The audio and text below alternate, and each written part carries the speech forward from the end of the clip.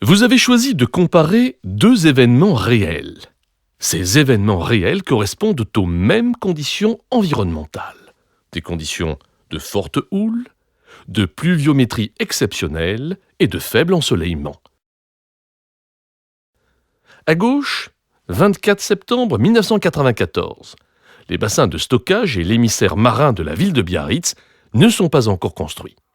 À droite, 19 septembre 2010, ces équipements sont opérationnels. La couleur représente la concentration bactérienne. En bleu, les concentrations sont faibles. En rouge, il y a un risque de contamination pour les baigneurs.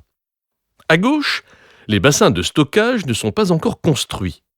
La pluie génère donc des déversements importants hors du réseau d'assainissement au niveau de la grande plage. Il existe alors un vrai risque de pollution pour les baigneurs. En 1994, l'émissaire marin n'est pas encore construit. Le rejet de la station d'épuration se trouve donc au niveau de la zone de baignade de la plage de Milady. Avec cette pluie exceptionnelle, les concentrations en bactéries étaient à l'époque élevées sur toutes les zones de baignade de Biarritz. À droite, les bassins de stockage construits en 1995 permettent d'éviter des déversements hors du réseau d'assainissement au niveau de la grande plage.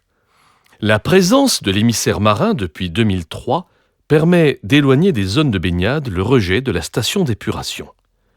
Les concentrations apparaissent donc élevées à proximité de l'émissaire, mais très faibles partout ailleurs, et en particulier sur les zones de baignade.